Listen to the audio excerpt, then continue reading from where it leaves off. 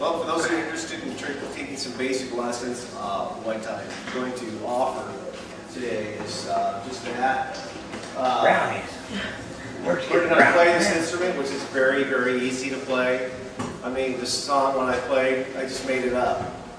And so I don't read music. Some of you may have had, hi Roger. Some of you may have had any kind of musical background, it doesn't matter. And so the only requirement that you need to play this instrument is to know how to breathe. That's it. And that's what you're doing right now.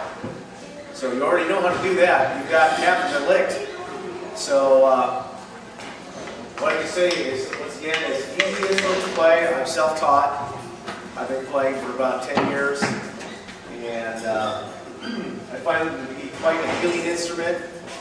Many people play them for many different reasons.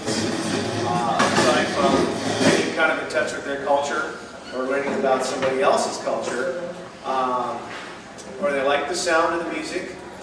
Some people play for others in hospice. I picked the instrument up for a couple different reasons. To kind of connect with my Yaqui ancestry, and also to, at that time in my life, was going through a pretty bad divorce. And so, like I said, there are many reasons why people play the instrument. Well, most recently for me, again, healing as I had gone through cancer treatment. And so, if you've never met me before, I used to have hair down to my back. And so, when you do chemotherapy, your hair falls out. And so, my hair started to grow back, and my cancer's in remission, so I'm in pretty good shape. So I was able to play my flutes while I was in treatment. So it's a huge cancer care facility in Edmonds, no, not Edmonds, Everett, because I live in Snohomish. And so that's where I was going, and it's what they call the chemo lounge. And it's these chairs all set up, and they plug you in. It's an IV, and that's chemo. That's what chemotherapy is. And so I brought my flutes and played for the people that were there as well. And so, a very, very good healing instrument. There's an organization called Native People Circle of Hope. They are located in Vancouver, Washington, and Portland, Oregon. And they are there to help cancer survivors, Native cancer survivors, Alaskan cancer survivors. And I've been involved with them even before I discovered that I had cancer, and helped raise money to help them as well. So, anyways, the flutes are all in different keys, which means they have different tunes or tones. And like I said, I don't read music, so I don't know one from the other really. Just for your information, these are all in the key of A. And the reason why they all have to be the same key is because, try to imagine in a flute class, everybody has flutes of all different keys. It would be chaos. You just couldn't do it. You couldn't teach the class because all different sounds. And so this works so much better when they're all in the same key. These are all made out of cedar. Cedar is a traditional wood for native flutes. These are plain style flutes. You know, they started in the Midwest. And so the flutes themselves in history, going through the Southwest and the Southeast, the native people in the Southeast played what they call a woodland style flute, which is a little bit different. And it's a little brighter sound to it. But I don't have those. I have one in my car. But just for, just so you know, these are plain style flutes. And most of them are all red cedar, except for one is yellow cedar. But they're basic, and they don't have anything, nothing fancy about them. They're good plain flutes. Now, this is something that I was just playing. This is what I would consider a contemporary style native flute. I mean, they weren't making them like this hundreds of years ago with a raven on it, because these never got up to Alaska, these kind of flutes. Or I don't think that these kind of instruments were indigenous to this area either, as far as I know. But once again, this is made out of red cedar. It's a traditional wood. And the reason why it is used because it's a soft wood. So that's why a lot of carvers use it to carve. But in the old days, as well as some flute makers today, they'll take the wood and split it in half. They'll, of course, saw it. There'll be a blank. It'll be a piece of square wood. They'll cut it in half and with a machine router it out.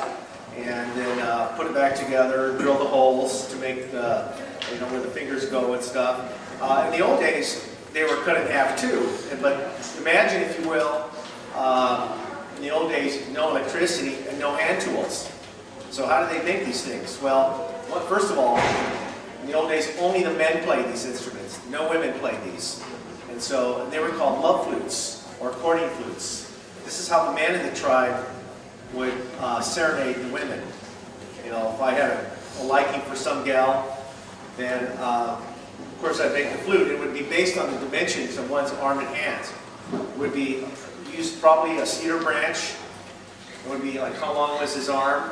That's how long you cut the branch. The holes would all depend on how his fingers, how big his hand was, where the holes go. And there's a hole back here as well, how big his hand was. It rested right there. And then in those days, the flute was key to the maker's voice. So they sounded very different. They don't sound like contemporary flutes at all. Like they are in what they call pentatonic scale, Western scales. So if you heard a traditional native flute, you would, if you're used to Western scale, you go, that doesn't sound very good. Well, because we're not used to it. You're not used to the sound. And so, anyways, it depends on the tribe and the individual. The guy would go and he'd play a song to where the gal he liked, in her dwelling, near her dwelling, he'd play her a song. And then hopefully she would come out and greet him. And so that's kind of how they kind of mingled, so to speak.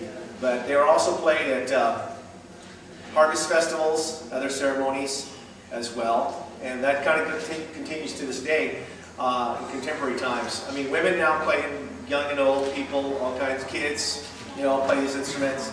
You can play with other instruments. You can play with guitars. I played with guitars, violinists, cellos, other flutes.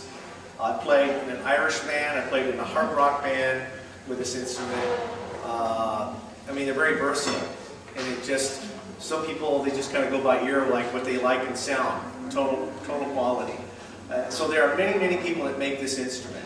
And you can look all that up. You can find that information online if you have access to the internet. Just type in native flutes, and you can find all kinds of people making them. And plus, you can learn how to make them yourself too. One of the things I forgot to mention is like, well, how do they put the flute back together if they split it down the middle? Well, there was no glue in those days, so they used some different methods. One was leather to hold the flute together, and sometimes they would use pitch, the sticky part of the tree, or some tribes would use part of the buffalo, the bison, part of the epiglottis, which is in the throat. And so it would, what it would be is kind of like the casing on a hot dog. You've seen how hot dogs are put together. Well, it has that same kind of casing. Would be like shrink wrap. We would put it on the flute, and it would just kind of shrink and wrap around the flute.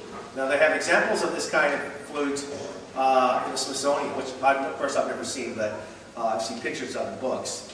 So nowadays, those that make the flutes traditionally that way, split them, use glue. The glue is stronger than the wood. And depending on the flute maker, some flutes are split down the side, or some are right down the middle of the top. And there are even other flute makers that take a piece of wood and bore it directly through and make them that way. But to give you a better example, on the basic flute that you'll be getting, there's two holes. I don't know if you can see that in here. Two little holes to fill a square. And so how that works is this little piece of wood, all that does is directs the air, that's all. There is a wall between these two holes. So the air doesn't, you think you blow this thing and it goes through, and it doesn't do that at all. The air comes out the first hole at the top, and this directs the air to go down into the second hole. So the very edge of this little piece of